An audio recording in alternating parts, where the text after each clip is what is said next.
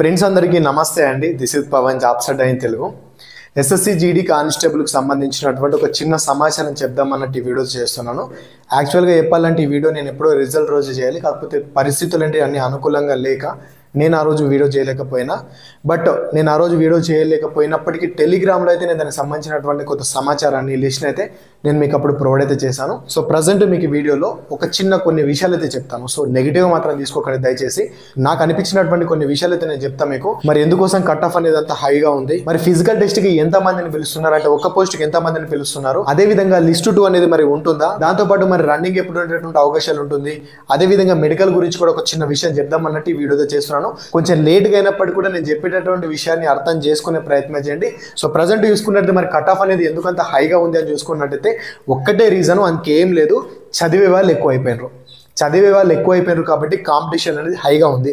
2021లో వచ్చినటువంటి నోటిఫికేషన్ ఏదైతే ఉందో అప్పుడు 1:12 మెంబర్స్ని పిలవడం అయితే జరిగింది. ఇక దాని తర్వాత వచ్చినటువంటి 2 నోటిఫికేషన్లో కూడా 1:8 మెంబర్స్ని పిలవడం అయితే జరిగింది. అంటే ప్రజెంట్ మనకు ఉన్నటువంటి ఒక నోటిఫికేషన్లో ఒక్క పోస్ట్కి 8 మందిని మాత్రమే పిలుస్తున్నారు. గతంలో ఒక పోస్ట్కి 12 మంది ఉండే, కాబట్టి అప్పుడు కట్ ఆఫ్ అనేది కూడా కొంచెం తక్కువ ఉంటుండే. సో ఒక పోస్ట్కి 8 మందిని పిలిచే వరకు అంటే ఏమవుతుందంటే చదివే వాళ్ళు దాంట్లో ఎక్కువ మంది అవుతున్నారు. ఇప్పుడు ఇంతకుముందు లెక్క లేదు కదా పరిస్థితి అనేది. ఇప్పుడు చదివే వాళ్ళు ఎక్కువ అవుతున్నారు, ఎక్కువ మంచి ప్రిపరేషన్లో ఉన్నారు. సో దీన్ని బట్టి ఏమవుతుందంటే కట్ ఆఫ్ అనేది కొంచెం హైగా పోతుంది, మార్క్స్ అనేవి కొంచెం హైగా పోతుంది. దీన్ని బట్టి మీరు ఏం అర్థం చేసుకోవాలంటే ఎస్ఎస్సి జీడీ కానిస్టేబుల్ ఉద్యోగం సాధించడం అనేది కూడా కొంచెం క్రిటికల్గానే ఉంటుంది. ఇప్పటి నుంచి చదువుకున్న వాళ్ళకే జాబ్ వస్తుంది. ఇంతకుముందు పోయింది, ఆ కాలం పోయింది. ఏదో నామకే వాస్తే అడ్డగుడ్డి రాస్తే వచ్చిన కాలం అది పోయింది అప్పటిది. కానీ గత 2 నోటిఫికేషన్లు చూసుకున్నట్టయితే అప్పటి నుంచి కూడా మనకు చదివే వాళ్ళకే జాబ్ అండి. ఇక చదవకపోతే కనుక మనకు జాబ్ రాదు, అదేం కాదు. దీన్ని దృష్టిలో ఉంచుకొని మీ యొక్క స్టడీని నెక్స్ట్ వచ్చేటటువంటి నోటిఫికేషన్లో ఏ విధంగా ఇంప్లిమెంట్ చేస్తారు అని చెప్పేసి అది మీరే ఆలోచించండి. సో నేను మీకు ఇచ్చే సజెషన్ ఏంటి అంటే, మీరు ఆల్రెడీ ప్రిపరేషన్లో ఉన్నారు కాబట్టి వీలైతే రోజుకొక ఎగ్జామ్ రాయండి. ఓఎంఆర్ షీట్ తీసుకోండి, ఒక మామూలుగా జిరాక్స్ పేపరు, ఒక మోడల్ బుక్ తీసుకోండి, దాంట్లో రోజు ఒక ఎగ్జామ్ రాయండి. రోజు ఒకటి, ప్రతిరోజు నెక్స్ట్ వచ్చేటటువంటి నోటిఫికేషన్ దాకా ప్రతిరోజు రాస్తే కనుక మీరు అప్పుడు ఎగ్జామ్లో ఖచ్చితంగా 100+ స్కోర్ అయితే చేస్తారు, ఇంకా ఎక్కువనే స్కోర్ చేస్తారు.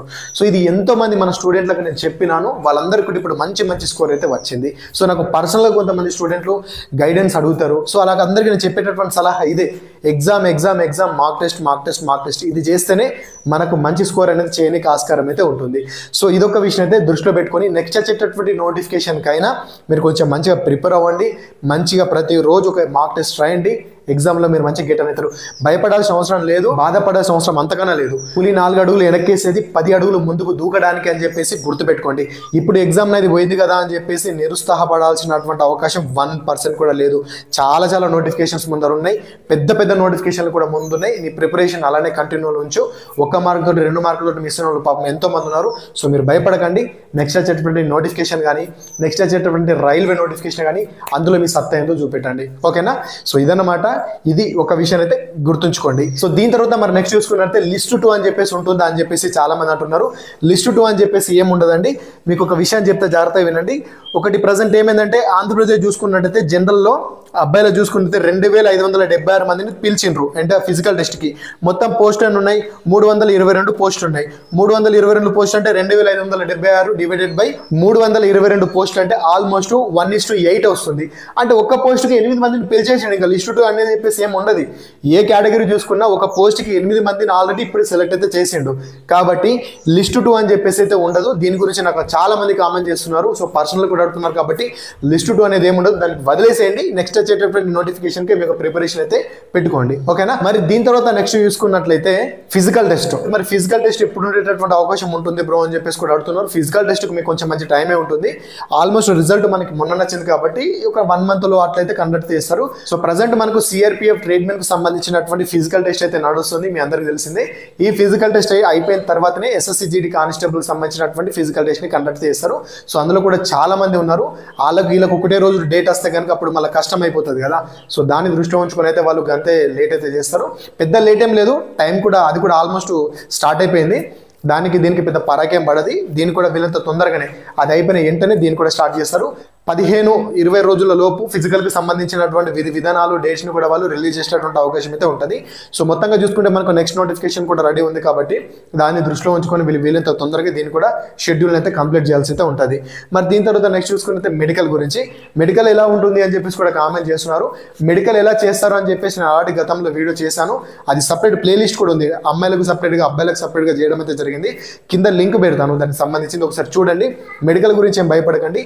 రన్నింగ్కు ఒక పోస్ట్కి 8 మందిని పిలుస్తారు, మెడికల్కి ఒక పోస్ట్కి 2 పిలుస్తారు. దురదృష్టం ఏమైందంటే చదివే వాళ్ళందరూ క్వాలిఫై అయినరు, పరిగెత్తే వాళ్ళందరూ పాపం డిస్క్వాలిఫై అయిపోయారు. సో రన్నింగ్ ఖచ్చితంగా నేను కొట్టగలుగుతా అనుకునే వాళ్ళు 1-2 మార్కులతోటి చాలా మంది అట్లా మిస్ అయిన వాళ్ళు కూడా ఉన్నారు. సో అలా ఎవరైనా మిస్ అయి ఉంటే కనుక ఒకసారి కింద కామెంట్ అయితే చేయండి. ఓకేనా, మీకు ఈ వీడియోలో ఎంతో కొంత ఇన్ఫర్మేషన్ ఇచ్చాను అనుకుంటున్నాను. ఎవరైతే ఇంటి వరకు వీడియో చూసారో ఇంటి వరకు చూసారు అని చెప్పేసి కామెంట్ చేయండి. అదేవిధంగా ఈ వీడియో నచ్చినట్లయితే వీడియోని లైక్ చేయండి, దాంతోపాటు మీ ఫ్రెండ్స్కి వీడియోని షేర్ చేయడం మాత్రం మర్చిపోకండి. సో నెక్స్ట్ వచ్చేటటువంటి నోటిఫికేషన్లో అయినా కొంచెం గట్టిగా ప్రిపేర్ అయ్యి ఉద్యోగాన్ని సాధించాలని చెప్పేసి కోరుకుంటూ సదా మీ సేవలో జాబ్స్ అడ్డా ఇన్ తెలుగు. అందరికీ ఆల్ ది బెస్ట్. జై భారత్.